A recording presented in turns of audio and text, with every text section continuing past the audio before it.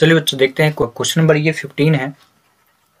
Question number 15 काफ़ी बार exam में आए और आज के सेट कहा जाए कि सेट बी सेट ए में मैथ के सेट ए का क्वेश्चन है।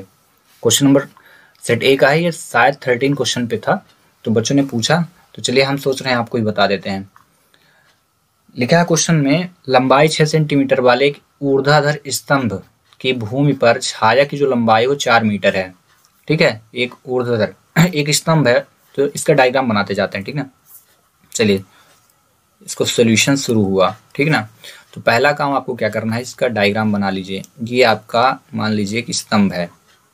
ठीक है, राइट एंगल ट्रायंगल पे ड्रॉ करना है। ठीक है, ये स्तंभ हो गया और इसका नाम मैं दे देता हूँ ए बी और सी दे दिया। ठीक है, इसमें क्या 6 मीटर लंबाई है। ठीक है, और लंबाई हमेशा कहाँ होती है, यहाँ पे ये होती है। ठीक है, और छाया हमेशा धरती पे होती है। जो नीचे वाला होता है ना पोर्शन, ये बेस कहलाता है। तो छाया कितनी हो जाएगी, 4 मीटर हो जाएगी, ये याद रखना।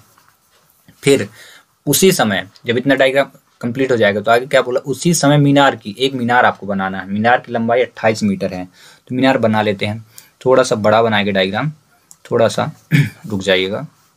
ठीक है, थोड़ा बड़ा बनाएंगे, बहुत बड़ा नहीं, चाहे आप यहीं पे ड्रॉ कर दीजिए।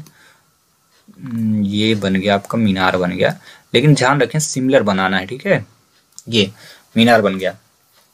अब मीनार में हमने इसका नाम दे दिया पी क्यू आर, दे देते हैं पी क्यू और आर दे दिए। ठीक है, उसी समय मीनार की छाया की लंबाई, तो छाया कहाँ होती है, यहाँ, तो ये 28 मीटर दे दिया, 28 मीटर।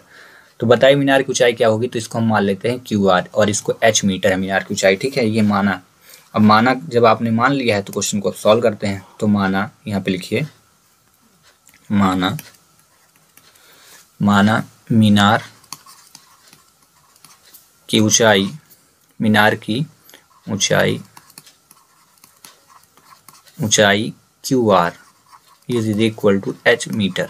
ठीक है, let the height of pole भी एच मीटर। इंग्लिश मीडियम वाले नोट आउट कर लें। ठीक है, देन जितना भी गिवन है उसको अब हम लिखेंगे। ठीक ना, इन ट्राइंगल सच दैट करेंगे तो ट्राइंगल दोनों सिमिलर दिख रहे हैं। सिमिलर का मतलब क्या है, शेप सेम है बट डायमेंशन छोटा बड़ा चलेगा। ठीक ना, तो सच दैट लिखना, triangle P Q R, in triangle कर देते हैं सच दैट करके, इन ट्राइंगल यानी त्रिभुज पी क्यू आर में जो गिवन है वो लिखिए। क्या दिया है आपका, पी क्यू की जो वैल्यू है वो कितना दिया है, 28 मीटर। राइट एंगल ट्रायंगल है, इसको भी ड्रॉ कर देना आप। राइट एंगल पी क्यू की वैल्यू 28 मीटर। इसके बाद आपको क्या दिया है यहाँ पे क्यू आर की वैल्यू, तो क्यू आर आप मेंशन करेंगे एच मीटर के लिए।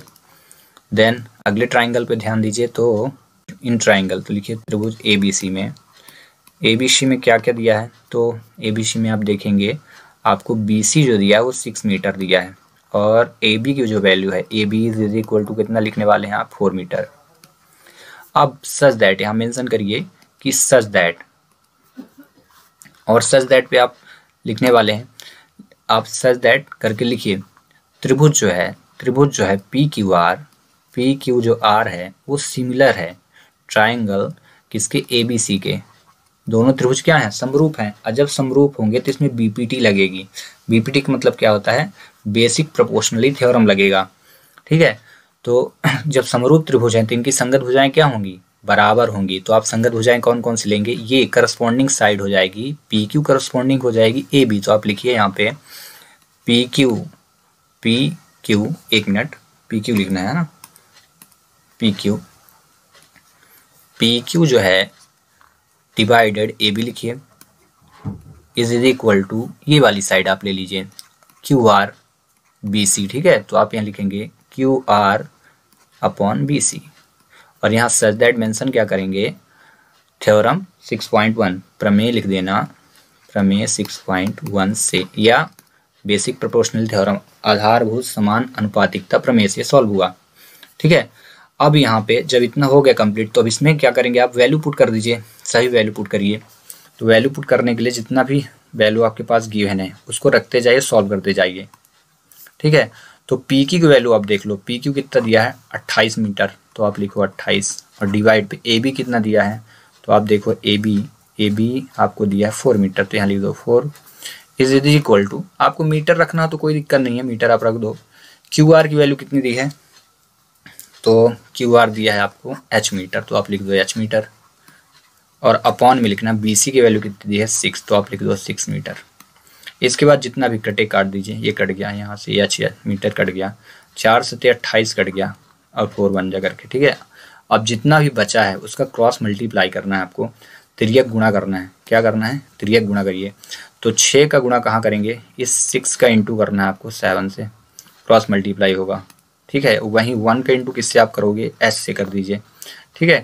तो चलिए जैसे आपने इंटू किया तो डेटा क्या बना आपका 6 इंटू 7, तो उससे पहले करिए h into 1 is equal to 6 into 7, तो h बन जाए s इज इक्वल 6 सत्ते कितना होता है 42, तो h की वैल्यू कितनी हो जाएगी 42 मीटर हो जाएगी। तो यहाँ